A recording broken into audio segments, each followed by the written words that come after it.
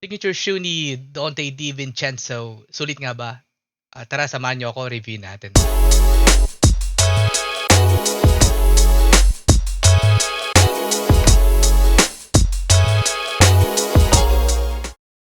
It comes with a gray box. Nothing special, but maganda yung packaging niya. Excited na ako. Tara, buksan na natin.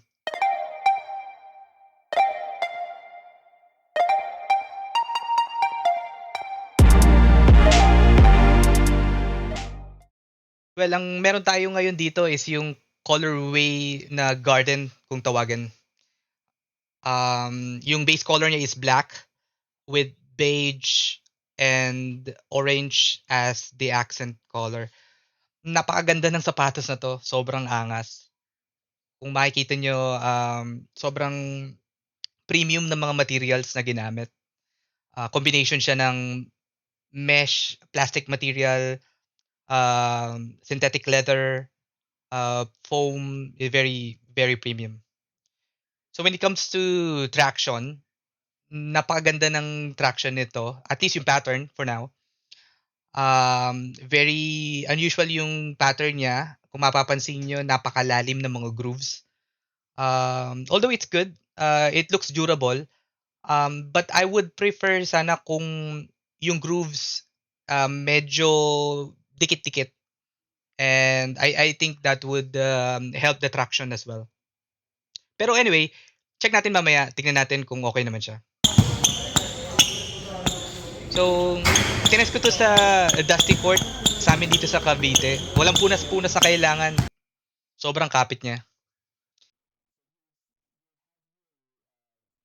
When it comes to responsiveness, okay na okay tong sapatos na to. Simply because itong sapatos na to is designed for a combo guard. Dante DiVincenzo is a combo guard. So, pasok na pasok to sa playing style niya. If you focus on responsiveness, this is a perfect shoe for you. Sa lateral containment naman, I would say very supportive tong shoe na to. Meron siyang TPU structure. Yung itim na yan, kung makikita mo, it's very durable. And nakadagdag siya sa accent ng sapatos actually. Kumbaga, nakadagdag siya sa ganda. Meron din tong anti-rollover structure. Normally, yan yung excess na sole sa may bandang gilid nung outsole and midsole. So I tested it. Okay naman. Very supportive.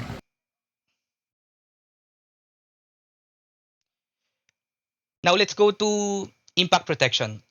Ano ba ang expect natin sa sapatos na to? Kung mapapansin nyo, yung insole, sobrang nipis. Kung meron kang personal insole, customized insole, like Game Day Pro, I would suggest you use it. Pero lalagyan mo ng tape yung foam sa ilalim kasi yung strobel board ng sapatos na to is mesh type. Normally may issue yung Game Day Pro sa mga mesh type, kinakain niya yung foam. Yung midsole niya is infused with nitrogen. Alam naman natin na kapag infused ng nitrogen, gumagaang yung isang bagay. So, sobrang gaang ng sapatos na to. Yan yung sinasabi ko na strobel board na mesh type. If you are using Game Day Pro or the regular Game Day as an insole, lagyan mo ng tape yung ilalim na goma kasi otherwise masisira siya. Sayang yung insole mo. Now let's go to cushioning and ankle support.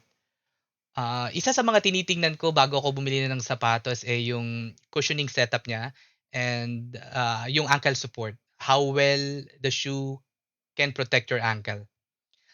Makikita nyo yung materials na ginamit dito sa tank pa lang, premium synthetic leather, premium foam ang ginamit dito. And kung makikita nyo yung cushioning setup niya sa ankle area banda, sobrang ganda ng setup niya. Hindi siya ganun kakapal, hindi rin siya ganun kanipis. Sakto lang. And I don't know, Kapag suot ko 'tong sapatos na 'to, feeling ko sobrang secure ng ankle ko.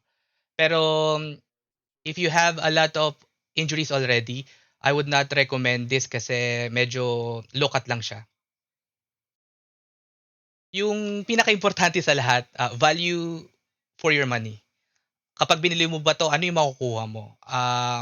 For the price of ₱6,995 or equivalent to $127, I would say isa ito sa pinakasulit na sapatos na mabibili mo sa market ngayon. Kung pasok sa budget mo yung 6,000 to 7,000 price range, I would definitely recommend, this shoe. Kasi kung makikita niyo, sobrang ganda ng sapatos na 'to.